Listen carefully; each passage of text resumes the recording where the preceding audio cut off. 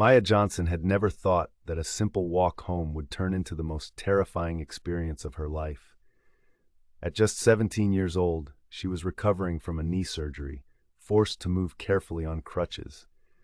It had been a long day, and she was looking forward to getting home, resting, and spending time with her mother.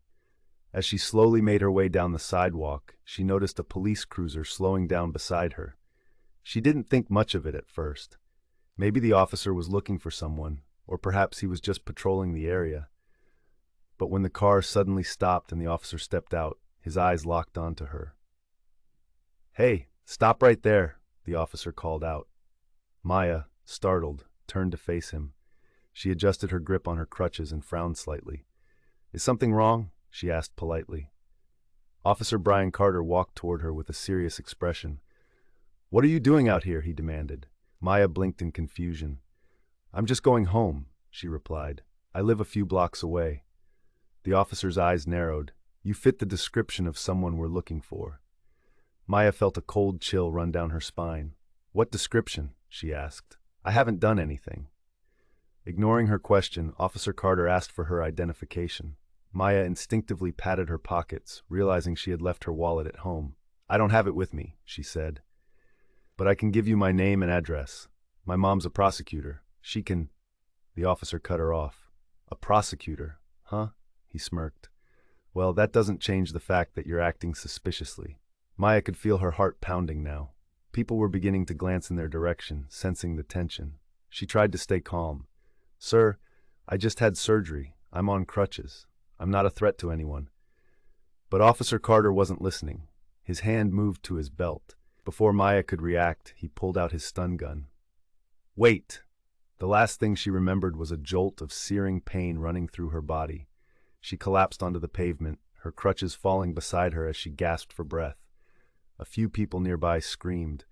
"She's on crutches!" One woman shouted. "What the hell is wrong with you?" Maya's vision blurred.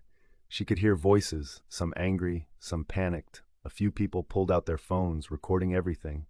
The pain coursed through her limbs, making it impossible to move. Then, through the haze, she heard a voice she recognized. "Get away from my daughter!" Lisa Johnson, Maya's mother, had arrived. Dressed in a sharp blazer, her heels clicking furiously against the pavement, Lisa was a force to be reckoned with. She knelt beside her daughter, her eyes burning with fury as she looked up at the officer. "Who do you think you are?" she demanded. "Do you even know who you just attacked?" The officer faltered for the first time. "Ma'am, she was acting suspiciously." "She's a child," Lisa cut in, her voice shaking with anger. "A black teenager on crutches, and you thought she was a threat? You stunned my daughter for what?"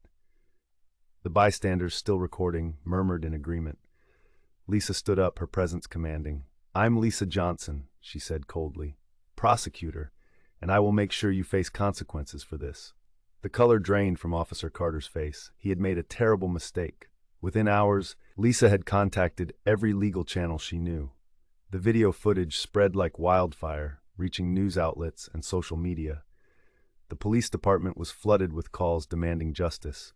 Officer Carter was placed on immediate suspension, and soon after, charges of excessive force were filed against him. Maya, though shaken, recovered from her injuries, but the trauma of that day never left her. She and her mother became vocal advocates against police misconduct, using their experience to push for change. This story is more than just an incident, it's a reflection of a larger issue. How many others have suffered like Maya, but didn't have someone powerful to fight for them? How many cases go unheard because the victims have no voice? Now it's your turn to take action. Share this story, talk about it, demand justice for those who don't have the privilege of being heard. We need to hold those in power accountable. What do you think should happen to officers who use excessive force? Let us know in the comments, and don't forget to like, share, and subscribe for more real stories that need to be told.